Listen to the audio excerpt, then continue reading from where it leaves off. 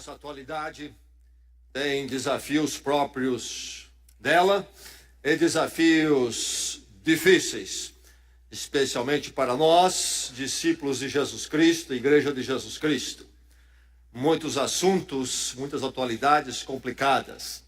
Temos pensado em algumas delas, tentando ver o que a palavra de Deus nos diz, e continuaremos nesta direção, pensando, refletindo sobre uma outra questão, lidando com assuntos desafiadores. Antes de irmos aos textos desta noite, vamos recordar o texto-chave para nós, quando pensamos nesse tema maior, todos os assuntos desafiadores diante do crente, diante da igreja de Cristo neste mundo. Romanos 12, 1 a 2, vamos proclamar juntos essa verdade, ministrar uns aos outros esta porção da palavra de Deus juntos. Portanto, irmãos, rogo-lhes pelas misericórdias de Deus, que se ofereçam em sacrifício vivo, santo e agradável a Deus. Este é o culto racional de vocês. Não se amoldem ao padrão deste mundo, mas transformem-se pela renovação da sua mente, para que sejam capazes de experimentar e comprovar a boa, agradável e perfeita vontade de Deus. Não se amoldar a um padrão no mundo que quer amoldar, colocar-nos na forma. Não se amolde. Mas você, discípulo de Jesus Cristo, crente em Jesus Cristo, Igreja de Cristo, transforme-se. Resista e transforme-se pela renovação da sua mente, buscando conhecer a boa e agradável, perfeita vontade de Deus para a sua vida, o seu viver. Palavra do Senhor para nós nesta noite, na nossa reflexão, mais especificamente, Deuteronômio. As Escrituras Sagradas, então, o quinto livro, o Velho Testamento, Deuteronômio. Vamos ler no capítulo 17. Deuteronômio 17. Vamos começar com o verso 14. Que época é esta? Quando que essas palavras foram ditas? Israel estava sob uma escravidão no grande império do Egito. O povo de Israel, estrangeiros lá sendo explorados. Deus traz o livramento pelo qual eles clamaram. Deus levanta Moisés para tirar o povo do Egito e levá-lo a uma terra que seria deles, a chamada Terra Prometida. Que época foi esta? Estamos falando por volta de 1400 a.C. Esse texto que vamos ler se refere, então, a verdades ditas em 1400, ou por volta de 1400. E Deus fala através de Moisés ao povo de Israel, diz o seguinte: ouça a palavra do Senhor, receba a palavra do Senhor. Se quando entrarem na terra que o Senhor, o seu Deus, lhes dá, tiverem tomado posse dela e nela tiverem se estabelecido, vocês disserem: queremos um rei que nos governe, como tem todas as nações vizinhas. Tenham cuidado de nomear o rei que o Senhor, o seu Deus, escolher. Ele deve vir dentre os seus próprios irmãos israelitas. Não coloquem um estrangeiro como rei, alguém que não seja israelita. Verso 18. Quando subir ao trono do seu reino, mandará fazer um rolo para o seu uso pessoal, uma cópia da lei que está aos cuidados dos sacerdotes levitas. Trará sempre essa cópia consigo e terá que lê-la todos os dias da sua vida, para que aprenda a temer o Senhor, o seu Deus, e a cumprir fielmente todas as palavras desta lei e todos estes decretos. Isso fará que ele, o rei, não se considere superior aos seus irmãos israelitas e que não se desvie da lei. Prolongará seu reinado sobre Israel, bem como o dos seus descendentes. Então Deus antevê que uma vez que eles chegam à terra, chegará o dia quando eles vão querer um rei. Não é uma orientação, não é uma ordem, mas é uma concessão que Deus faz, já entendendo que haveria de acontecer esse momento, mas então ele dá instruções para este rei, como é que este rei deveria ser quando chegasse esta hora. Israel entra na terra prometida e, por volta de 400 anos, não pensa em rei, são 12 tribos, cada uma recebe uma porção da terra, e dentro das tribos cada família recebe o seu quinhão de terra, para então suprir suas necessidades. Naquela época, a forma de fazer a vida era a agropecuária, e então assim eles funcionam por 400 anos, é o período chamado de Juízes, há um livro na Bíblia chamado Juízes.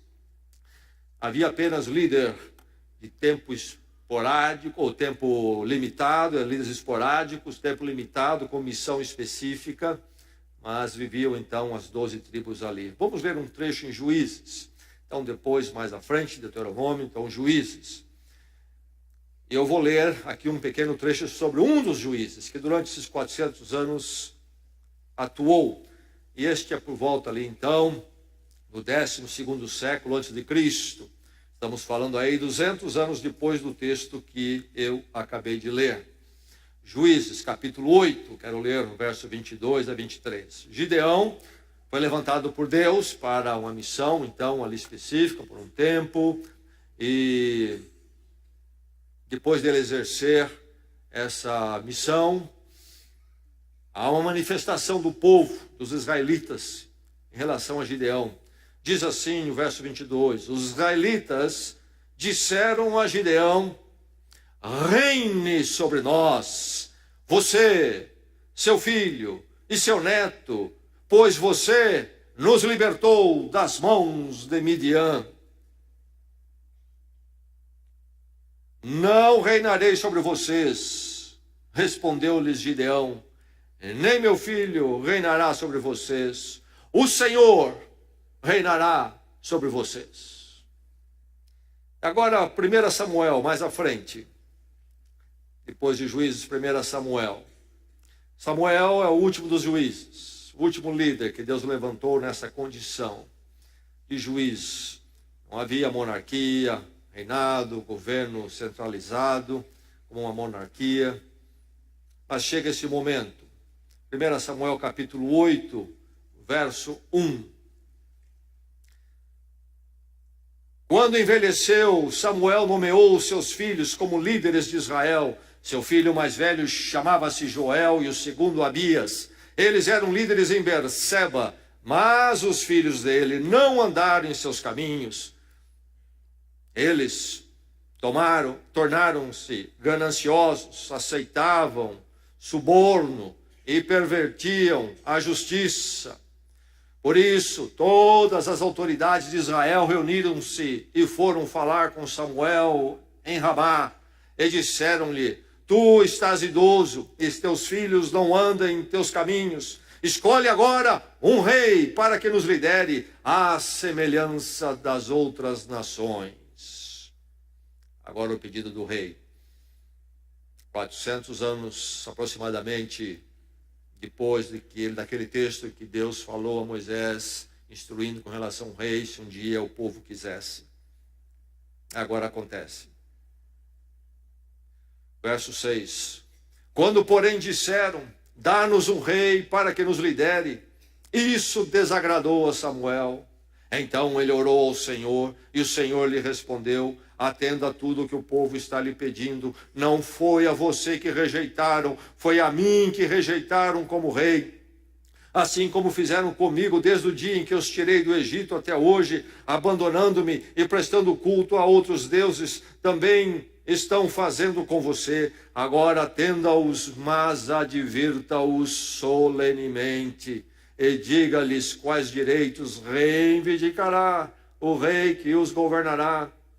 Samuel transmitiu todas as palavras do Senhor ao povo, que estava lhe pedindo um rei, dizendo, o rei que reinará sobre vocês reivindicará como seu direito o seguinte, ele tomará os filhos de vocês para servi-lo em seus carros de guerra e em sua cavalaria, e para correr à frente dos seus carros de guerra. Colocará alguns como comandantes de 1000 e outros como comandantes de 50. Ele os fará arar as terras dele, fazer a colheita e fabricar armas de guerra e equipamentos para os seus carros de guerra. Tomará as filhas de vocês para serem perfumistas, cozinheiras e padeiras. Tomará de vocês o melhor das plantações, das vinhas e dos olivais, e o dará aos criados dele. Tomará 1/10 dos cereais e da colheita das uvas, e os dará a seus oficiais e a seus criados. Também tomará de vocês para seu uso particular os servos e as servas, e o melhor do gado e dos jumentos. E tomará de vocês 1/10 dos rebanhos, e vocês mesmos se tornarão escravos dele. Naquele dia vocês clamarão por causa do rei que vocês mesmos escolheram, e o Senhor não os ouvirá. Todavia o povo recusou-se a ouvir Samuel e disse: não, queremos ter um rei, seremos como todas as outras nações. Um rei nos governará e sairá à nossa frente para combater em nossas batalhas. Depois de ter ouvido tudo o que o povo disse, Samuel repetiu perante o Senhor, e o Senhor respondeu: atenda-os e dê-lhes um rei. Então Samuel disse aos homens de Israel: voltem cada um para a sua cidade. E agora eu quero retroceder ainda em Êxodo. Gênesis, Êxodo, segundo livro, capítulo 15. Quando o povo de Israel é liberto do Egito, Moisés faz um cântico, canta um cântico longo, que está nesse capítulo 15 de Êxodo. Não vou ler o cântico todo, mas apenas uma parte, versos 17 e 18. Êxodo 15, 17 e 18. O canto de Moisés: tu o farás entrar e o plantarás no monte da tua herança, no lugar, ó Senhor, que fizeste para a tua habitação, no santuário, ó Senhor, que as tuas mãos estabeleceram. Ele canta o que Deus vai fazer. Saíram do Egito, estão caminhando para a terra deles. O Senhor haverá de colocar o povo ali, plantá-lo lá, e a presença do Senhor estará com o povo. E ele termina o cântico com este, ou melhor, parte do cântico, verso 18. O Senhor reinará eternamente. E por fim, Apocalipse, o último livro da palavra do Senhor. O cumprimento de todas as coisas. Apocalipse capítulo 17, o verso 14. Canta sobre, então, o momento em que a história se fecha. E Deus encerra a história com seu domínio, isolando todo o mal e resgatando o seu povo em Cristo para a eternidade com ele. Verso 14. Guerrearão contra o Cordeiro, mas o Cordeiro os vencerá, pois é o Senhor dos senhores e o Rei dos reis, e vencerão com ele os seus chamados, escolhidos e fiéis.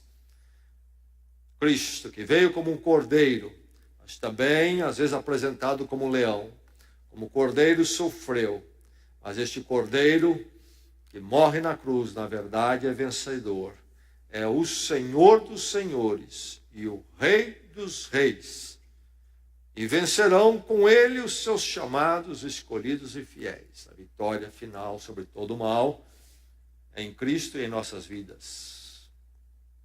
Até aí. Esta é a palavra do Senhor para você nesta noite.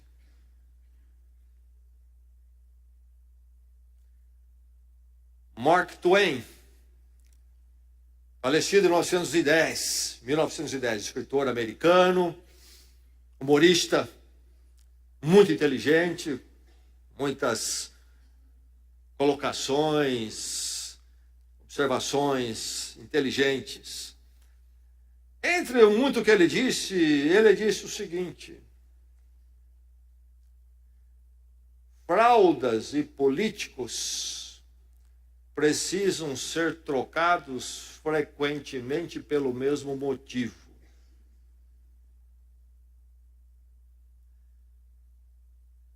O drama humano de viver com governos, autoridades políticas, civis, formas de governo, monarquias, democracias, monarquia absoluta, ditaduras, monarquias liberais, república, enfim.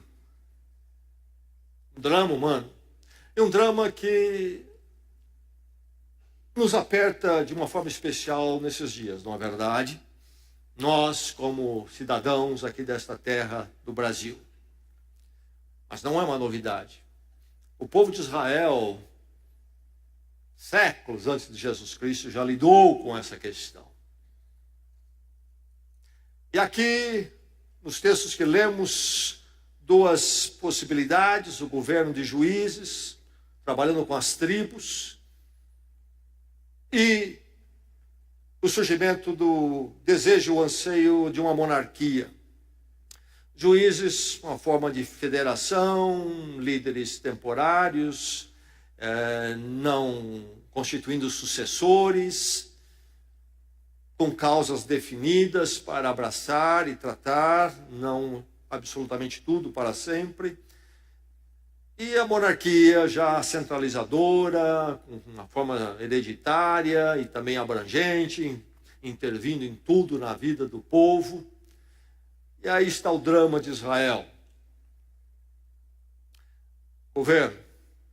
A Bíblia reconhece os governos, há um lugar para eles, há necessidade deles de alguma forma.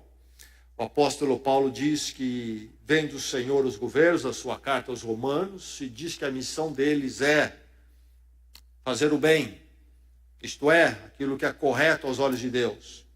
É verdade que isto não quer dizer que os governos sempre obedecem. Alguns acertam mais esse alvo, outros acertam menos, alguns erram completamente, alguns erram, acertam em parte, mas o governo é algo que faz parte da nossa vida enquanto estivermos neste mundo. No entanto, é comum, penso eu, e no ser humano em geral e no nosso país, é comum o povo, o cidadão, entrar num equívoco. Um equívoco de esperar demais de governo. Há uma tendência, eu percebo, de se esperar demais de governo. Pensar que governo, então, é a solução de tudo. Se nós olhamos esse texto e também olhamos a nossa realidade, se olhamos a história de governos do mundo, no mundo de hoje, particularmente na história do nosso país, nós precisamos lembrar que governo é algo perigoso. Isto mesmo. Governo é algo perigoso, precisa ser olhado com muita atenção, com muito critério, muito cuidado. Temos que tomar cuidado em não entrarmos em fanatismos, em comprometimentos vendidos absolutamente a ideologias, posições, etc., mas com a palavra de Deus na mão, com muito critério, muita oração, olhamos com muito cuidado a questão de governo. E, olhando a palavra do Senhor, na experiência de Israel, a mensagem ao seu coração, à sua vida, neste momento que nós vivemos, na nossa pátria, a mensagem é: instrua suas expectativas de governo. Instrua.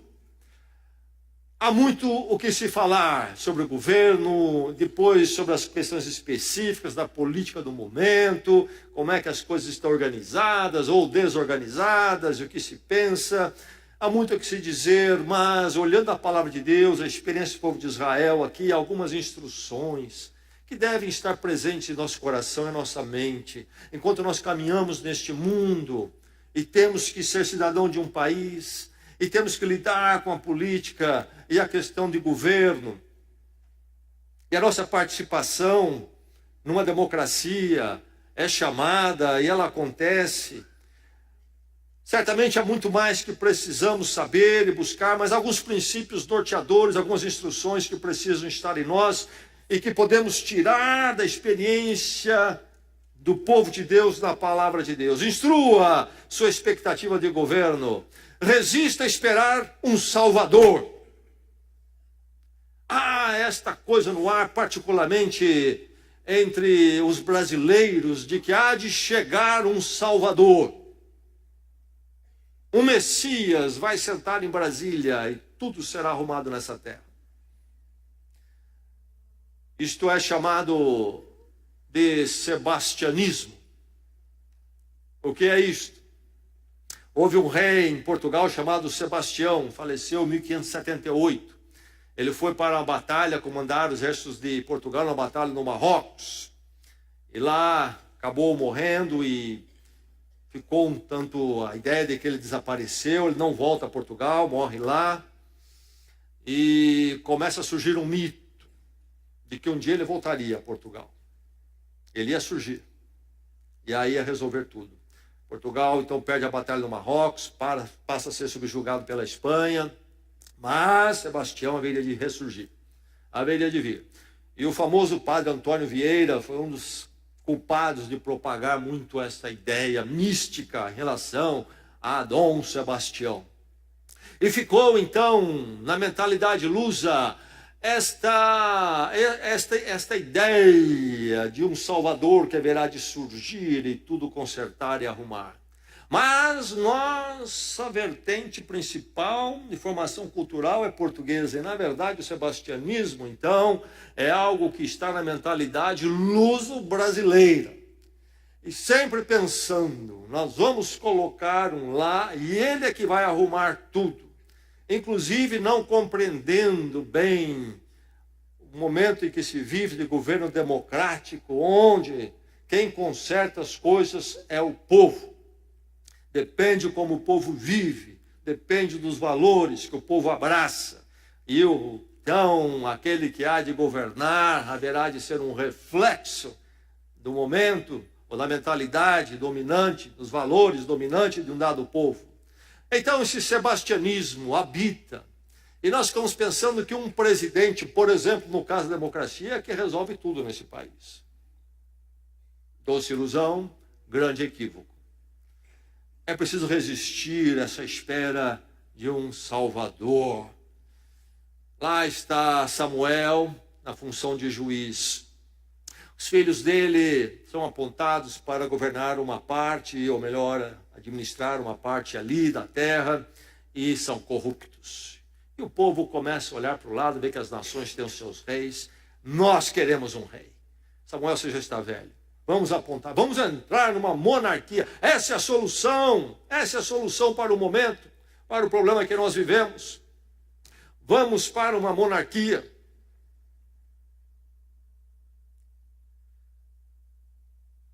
Governo, eu ouso dizer, é um mal necessário. Governo não é solução. Governo não vai resolver os problemas da nossa vida. É preciso abandonar essa espera de um Salvador que vai sentar no trono e vai consertar tudo. Esse foi o equívoco do povo de Israel. E não era nem uma questão simplesmente de querer ter um rei, adotaram-se de monarquia, mas o porquê queriam esse rei. Ele seria a solução para o momento deles.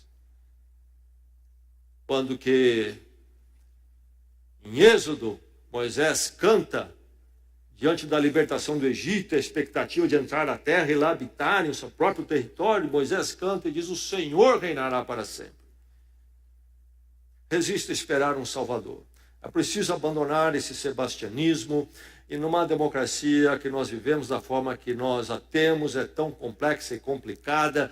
Falam de uma invenção aí brasileira, de um presidencialismo de coalizão. Na verdade, isso é um tipo de uma bananada difícil. Quem sentar na presidência vai ter muito problema, porque tem que fazer ali uma jogada que acaba levando para problemas maiores, como nós vimos recentemente. Instrua sua expectativa de governo, resista a esperar um Salvador. Podemos tatear aqui e ali, tentar buscar em quem nós devemos votar, presidência, outros postos, mas nunca faça isso com o seu coração vendido que este é um Salvador. Tentaram fazer isso com uma figura política recente, não é mesmo? Equívoco. E crentes entram nisto, seja desta linha ideológica, seja daquela. Traga um Salvador. Esqueça a ideia de que alguém haverá de colocar as coisas todas no caminho da retidão aqui nessa terra por si mesmo. Instrua sua expectativa de governo. Resista a esperar um Salvador. Pense menos sobre autoridades, sobre presidente, sobre políticos. Pense menos. Não ponha ninguém na categoria de Salvador. Lute pelo menor possível. Lute pelo menor possível. A tendência de governos é crescer, é se tornar grande. Em que sentido? Em tomar conta de tudo. O rei que vocês estão pedindo vai ter um custo alto. Ele vai morder isso da vida de vocês, ele vai morder aquilo da vida de vocês, vai morder mais aquilo da vida de vocês. E ele vai começar a engolir tudo. Filhos, servos, posses e tudo mais. É preciso lutar pelo menor possível. O governo não avançar. E se não houver um vigiar, uma luta, um segurar, avança. Não há o que satisfaça forças que tomam poder e governo. Em todo lugar. Vai crescendo e vai crescendo. É um grande problema. Despesas públicas crescem, crescem e crescem. Como é que se pode fazer tantas despesas? Os impostos vão cobrir. E quando aumenta a despesa, precisa mais do que imposto. Ninguém faz nada sem dinheiro. Toda vez que o governo fala em algum programa, meu irmão, minha irmã, lembre-se. Alguém vai ter que pagar e quem vai pagar vai ser eu, você e o outro. O governo não paga nada. O governo não tem dinheiro. Ele vai tirar para fazer aquilo lá. É verdade que nós pensamos a nação no seu complexo, há algumas iniciativas que cabem ao governo, mas isso tem que ser com muito cuidado e limitações. É muito bonito prometer isso e prometer aquilo. Quem vai pagar? Quem? De onde virá? Vai tirar suas ovelhas, vai tirar os seus filhos, vai querer ter um belo de um exército, vai querer ter muitos servos. Não há sede. Não há que satisfaça a sede. O dinheiro. É preciso lutar pelo menor possível. Governo, quanto menor, melhor. É preciso ver com muito cuidado o que ele deve fazer, o que não deve fazer. Suprema Corte do país, só um exemplo. Isso é um pequeno exemplo. É gritante, mas é pequeno. A nossa Suprema Corte tinha uma sala VIP no aeroporto de Brasília. Eles não faziam check-in com os outros mortais. Iam para uma sala VIP. Depois se ajuntavam aos mortais para embarcar no avião. Somente naquele momento. Já tinha um custo isso. Agora, creio que 2 semanas atrás, eles contrataram para eles uma ala do aeroporto de Brasília, que vai custar por volta de 30 mil por mês, para que eles façam um check-in separado, aguarde a hora de embarcar separado, e uma van os leve para o avião para entrar por uma porta exclusiva. Quando ninguém aguenta os gastos deste país, impostos, se fala que precisa aumentar imposto, toma-se passos como esse. E estou dizendo, não estou querendo dizer que é só lá os ministros, o Supremo é o problema, não é isso, estou dando apenas um exemplo. Um prisioneiro aí famoso pediu uma esteira, e deram uma esteira para ele. Para isso se abriu uma licitação, houve um gasto enorme, para depois achar a tal da esteira. Não estou crucificando esse prisioneiro isoladamente, não é isso. Estou mostrando apenas alguns sinalizadores assim, que são muito fortes. Mas quando olhamos os gastos que se faz, antes de se falar em qualquer aumento de imposto, precisamos uma devassa, uma auditoria isenta e ampla em todos os gastos do governo, para sabermos exatamente onde cada centavo está indo. Depois vamos falar se vão tomar mais do que o povo tem. Lute pelo menor possível. Partidos do Brasil, uma complexidade.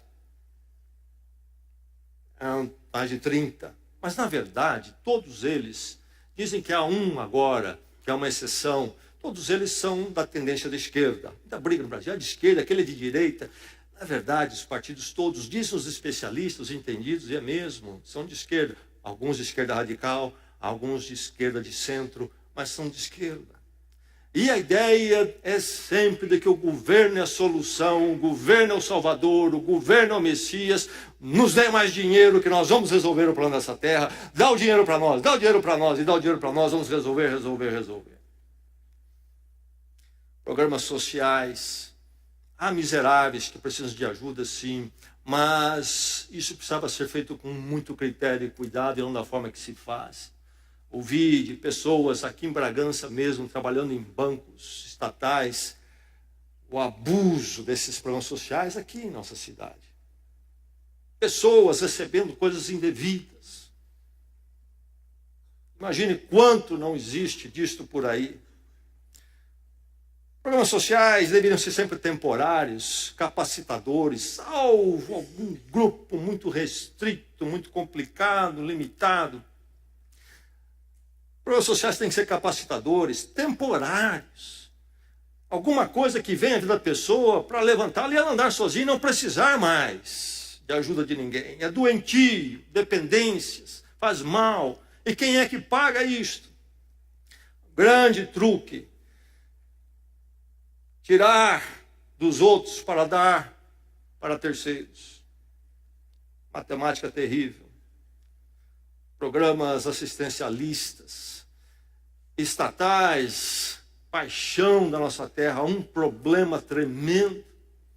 Vivemos agora a questão da Petrobras, um poço de problemas, mas um santo intocável.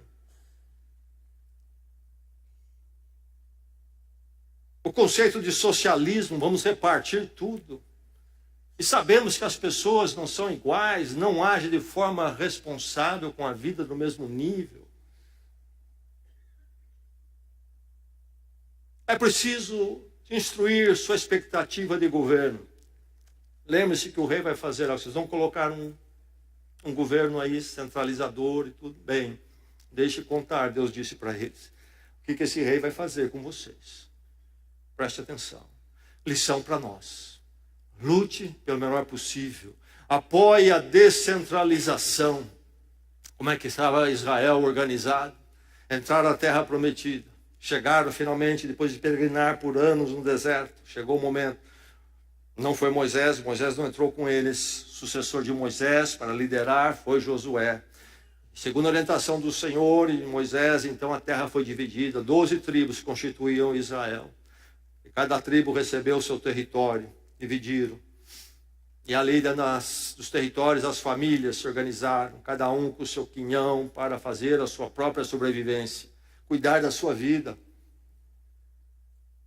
Entre o período de juízes, então, esses líderes temporários, com missões específicas, numa hora de alguma necessidade geral, não eram reis, não faziam sucessores, e eram levantados por Deus por uma necessidade específica. Enfim, Israel ali, naquela época, era uma federação. Tribos, constituindo uma federação. Nós lutamos com esse problema no Brasil historicamente. A independência aconteceu em 1822. O grande tutor da independência, José Bonifácio de Andrade, orientou muito Dom Pedro. José Bonifácio entendeu que a república, se fosse colocada na independência, a república no Brasil iria fragmentar o Brasil. José Bonifácio entendeu então que era preciso uma monarquia centralizadora que impedisse o separatismo e insurreições. Esse grande território debaixo de um rei que é controlar tudo. Nenhuma ideia, nenhum conceito de federação. E aí vem a Constituição pós-república dada por Dom Pedro em 1824. Segundo essa Constituição, foi colocado as organizações, órgãos, subgoverno, debaixo do imperador.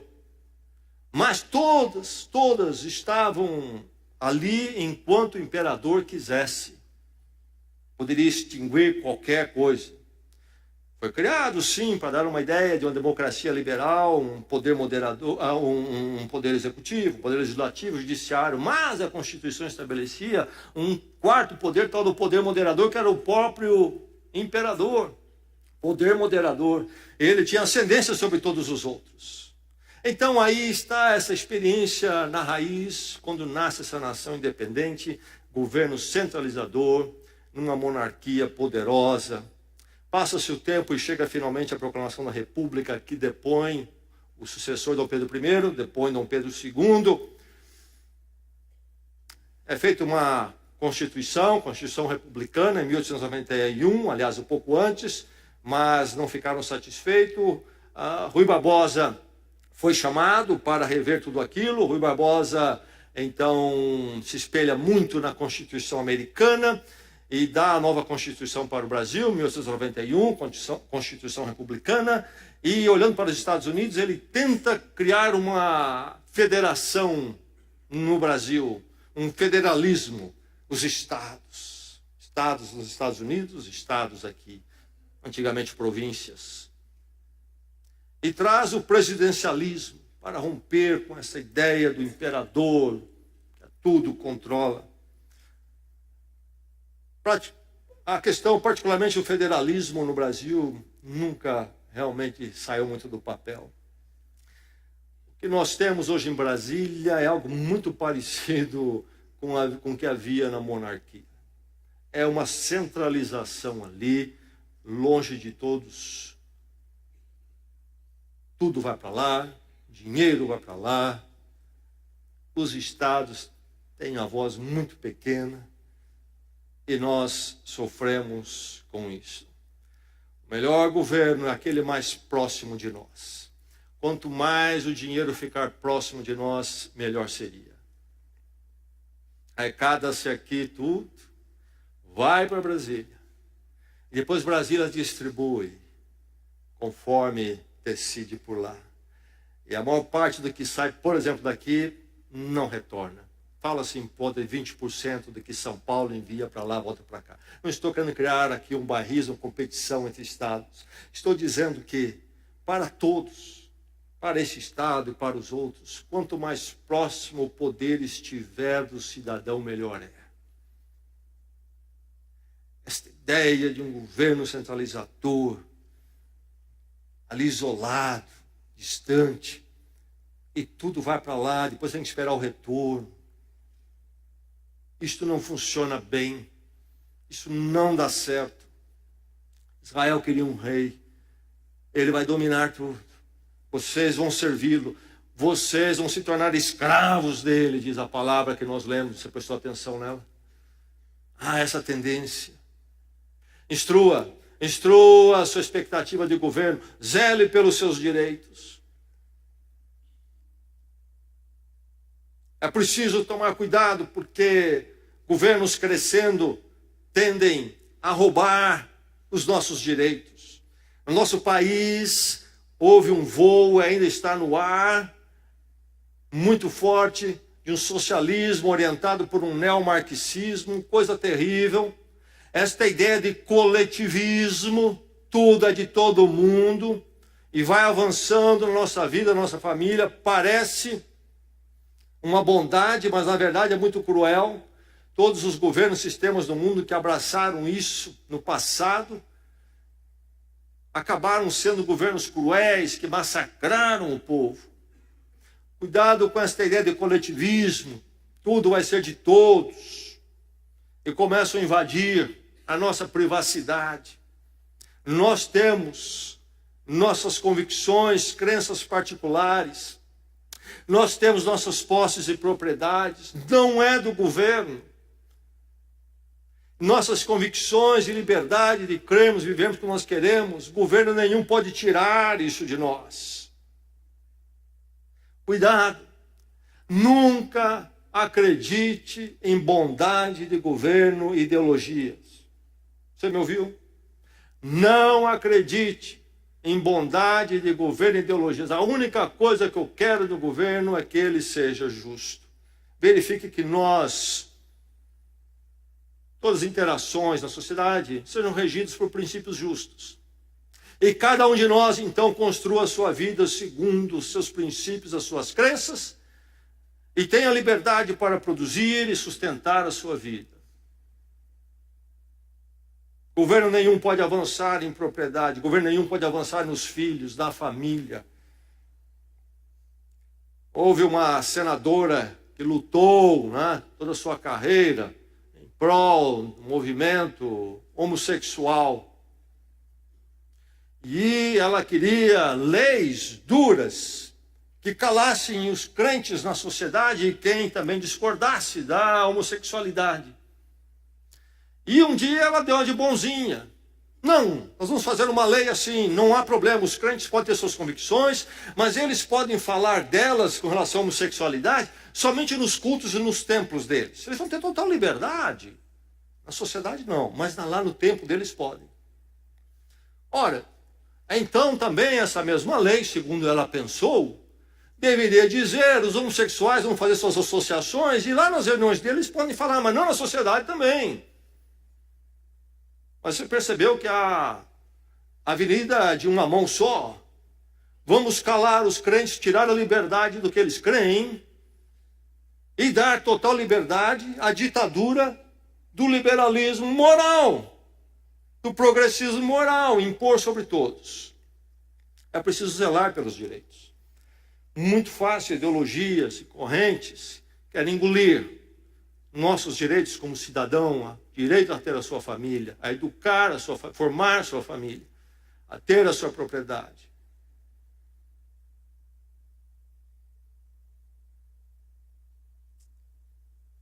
Governo grande tira, paternaliza e que quer engolir os direitos. Instrua a sua expectativa de governo. Pondere com a revelação. Que revelação? A palavra de Deus. A palavra de Deus. Deuteronômio 17, Deus fala antevendo o futuro.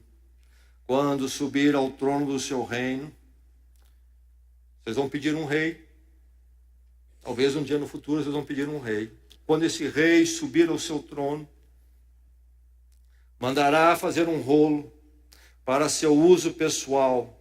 Rolo, que é o rolo? Rolo era o livro. Rolo era o livro da antiguidade. Que rolo é esse? Que livro é este? É a lei, é a palavra de Deus. Mandará fazer um rolo para o seu uso pessoal. Esse rei vai ter que ter um rolo, uma Bíblia dele. Uma cópia da lei que está aos cuidados dos sacerdotes levitas. Esse rei trará sempre essa cópia consigo e terá que lê-la todos os dias da sua vida.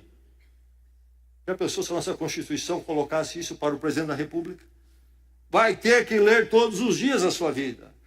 Mas não é só ler por ler, não, como papagaio. Diz mais: para que aprenda a temer o Senhor, o seu Deus, e a cumprir fielmente todas as palavras desta lei e todos os seus decretos. Isso fará que ele, o rei, não se considere superior aos seus irmãos israelitas, e que não se desvie da lei, nem para nem direita, nem para a esquerda. Assim prolongará o seu reinado. Os irmãos,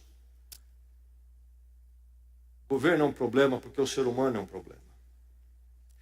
O ser humano está rompido com Deus.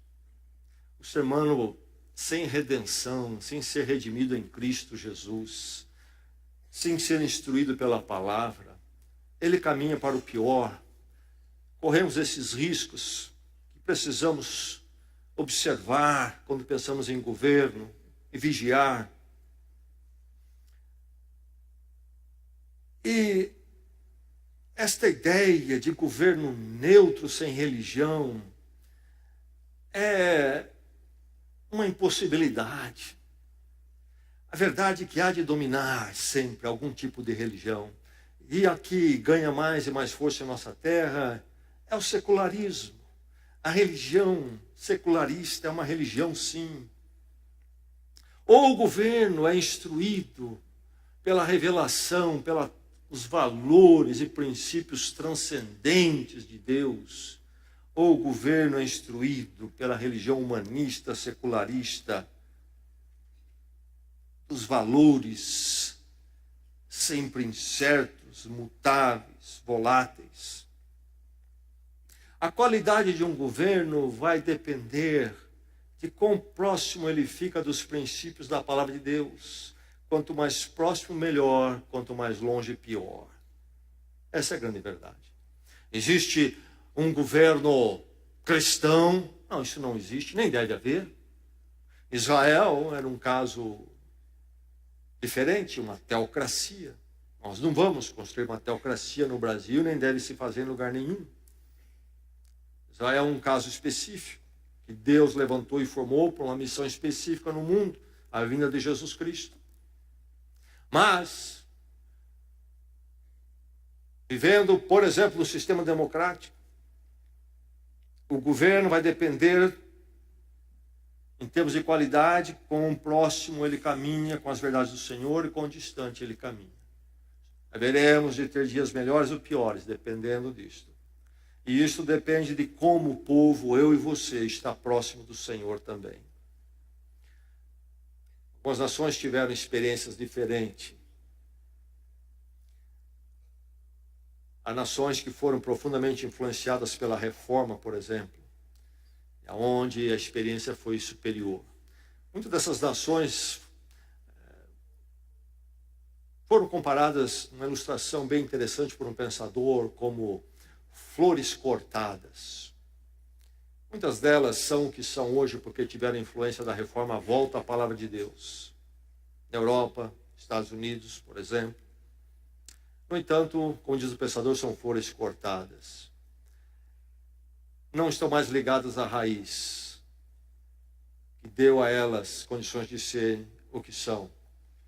A raiz era a palavra de Deus. Em um tempo dominou a mentalidade, orientou os valores. Não que todos eram crentes, discípulos, nunca houve uma nação assim. Mas a influência maior era a palavra de Deus. Para ela olhavam.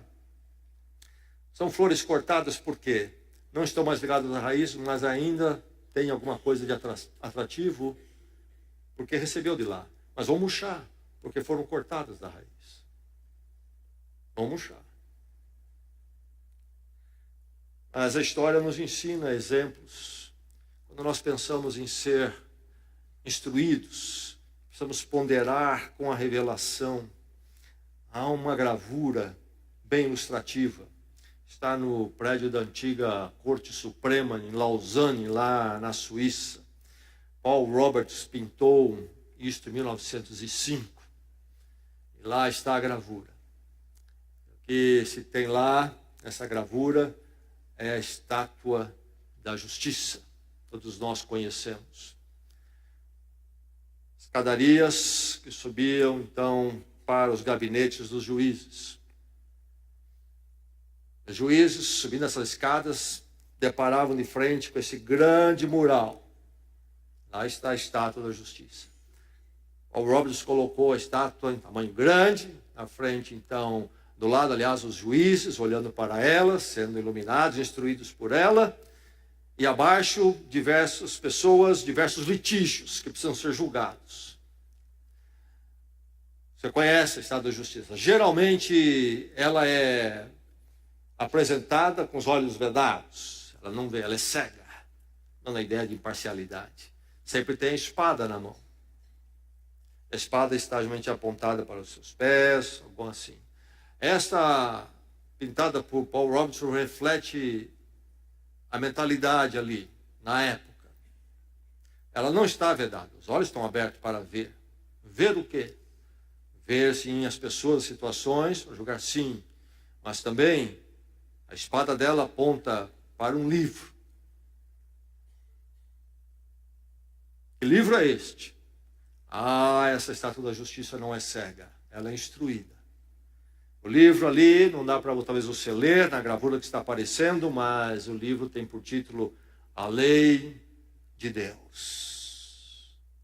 A Lei de Deus. Isto é que deveria instruir as leis, juízes, a forma da nação funcionar.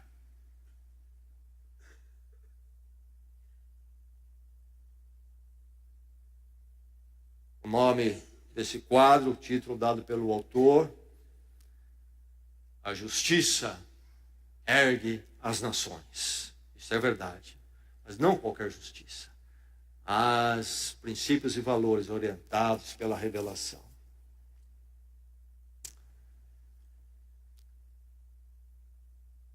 O Rei dos Reis, o Senhor reinará para sempre, diz a palavra. E diz Apocalipse, o Cordeiro venceu. E a tudo derrotou. Se haveria de haver um rei em Israel para que a coisa fosse bem, ele deveria ter a palavra de Deus na sua mão, estudá-la com muita dedicação e se guiar por ela. Ele teria que entender, diz lá, para que ele não pense que ele é maior que os outros, que os cidadãos, concidadãos. Ele precisava entender que ele era um rei debaixo do rei.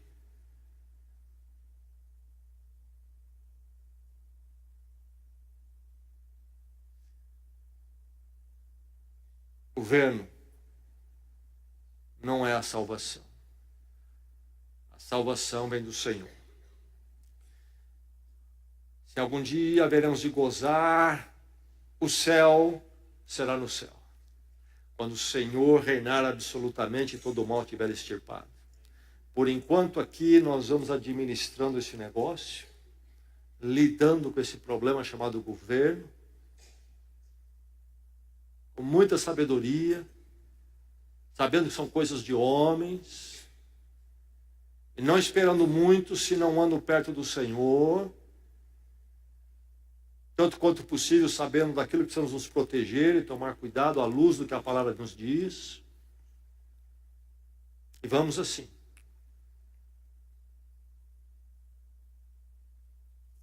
Eu estava num consultório fazendo um exame, aliás, uma clínica, exame de imagem. E depois de chamado da sala de espera, fui para a sala intermediária antes de entrar para a imagem no equipamento. Sala sem janelas, umas 30 cadeiras, todas postadas como um pequeno auditório. E na frente, um grande telão. Todos olhando para o que estava no telão. Devia ter sentado ali umas 25 pessoas. Não notaram que eu entrei. Entrei, sentei lá no fundo numa cadeira, estava vazia. Todos olhando fitamente para aquela tela. E lá estava algo que eu não tenho oportunidade de ver, ou melhor, não vejo, uma novela. E ali a espera, chamar meu nome demorou, fiquei lá 15 minutos, 20 minutos, as pessoas todas fitadas ali. Eu vi ali em 15 a 20 minutos, meu irmão, não vai se formar uma nação, essa que você quer, bonitinha, perfeita, justa. Não vai formar. Com esse tipo de coisa, não vai. Não tem jeito. Então põe o joelho no chão, clama a misericórdia de Deus, luta naquilo que podemos lutar, devemos lutar, sim, instruídos pela palavra. Vá, tanto quanto possível, preservando os seus direitos, construa a sua vida, não espere salvação de governo. Não se iluda com o que o governo dá. O governo não dá nada, ele não tem, vai ter que tirar de alguém para dar para alguém. Procura, com a graça de Deus, fazer o melhor para a sua vida, a sua família. Eu louvo a Deus porque eu cresci numa casa simples. Eu e mais 3 irmãos. Nunca na minha casa foi dito uma vez que eu deveria esperar algo de governo. Nunca foi dito a mim, nem mesmo, por exemplo, um empréstimo escolar do governo. Você vai trabalhar, paga e faz sua vida. Vai à luta. Não espere governo. Trabalhe para discipliná-lo, sim. Mas, meu irmão, você vai ficar esperando, você vai passar a vida e não vai chegar lá coisa nenhuma. Faça o melhor com a graça de Deus no mundo conturbado. E talvez teremos dias melhores, governos melhores e piores. Talvez um dia, a maior parte dessa nação realmente encontre a cruz de Cristo e tenhamos um belo de um governo aí, ou razoavelmente belo. Ou talvez não haja esse quebrantamento e haverá sofrimento, como sempre, sobe o melhor, sobe, desce. Mas acima de tudo, sabemos que haveremos um dia de conhecer o reinado pleno do Senhor. E tudo isto, a questão é, e na sua vida, quem é o rei? Quem é o rei para você? É o governo, a pessoa, você mesmo, ou é o Senhor? Você já teve um encontro com o reinado dele na cruz em Cristo? Morri com Cristo, ele morreu a minha morte, minha vida agora é do Senhor para todo sempre. Você já teve esse encontro? A mudança começa no seu coração. Que o Senhor possa fazer assim na sua vida. Vamos orar.